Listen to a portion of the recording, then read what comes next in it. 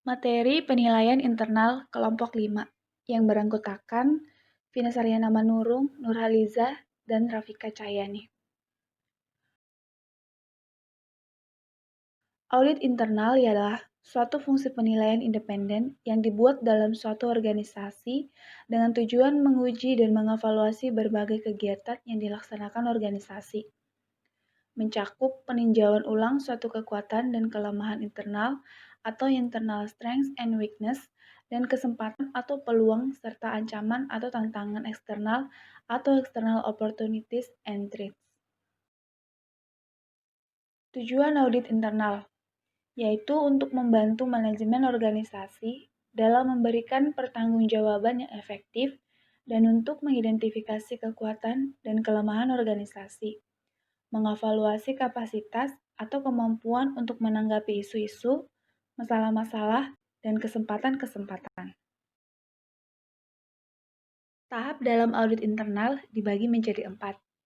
Yang pertama, tahap perencanaan atau pre-audit, di mana bagian terpenting dari suatu proses audit yang baik adalah memiliki jadwal audit yang tersedia untuk membiarkan semua orang tahu kapan setiap proses akan diaudit selama siklus yang akan datang, biasanya jadwal tahunan.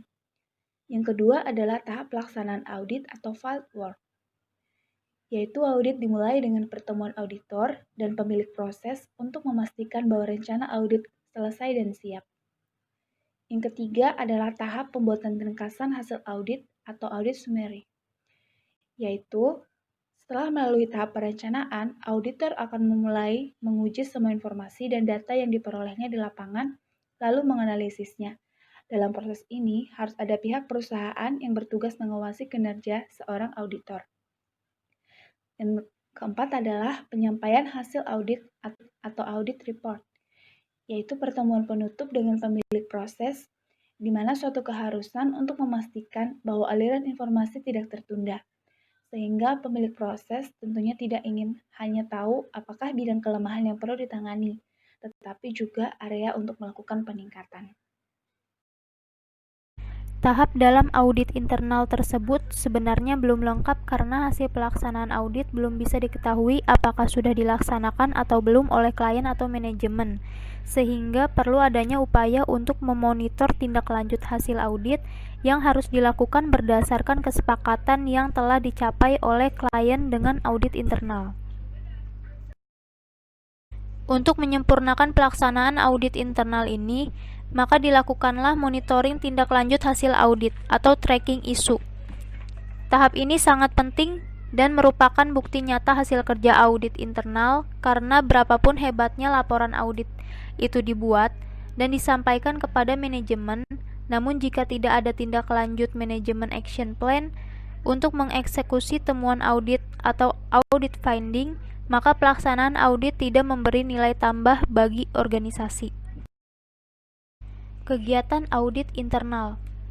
Yang pertama, penugasan asurans, yaitu memberikan penilaian atas keandalan operasi pada bidang tertentu. Aspek yang dinilai bisa mencakup segi kepatuhan, efektivitas, efisiensi, dan keekonomisan. Hasil akhirnya adalah pendapat atau opini dan auditor. Yang kedua, penugasan konsultasi, yaitu menggunakan metodologi tertentu untuk membantu penyelesaian atau perbaikan secara langsung atas masalah yang dihadapi oleh auditi. Auditi itu adalah pihak manajemen atau subjek yang menjadi sasaran audit internal. Sifat audit internal. Yang pertama, independen, yaitu memiliki kebebasan dari kondisi yang mengancam kemampuannya untuk melaksanakan tanggung jawab secara objektif. Yang kedua, objektif, yaitu suatu sikap mental yang tidak memihak atau tidak biasa dan tidak melakukan kompromi kualitas.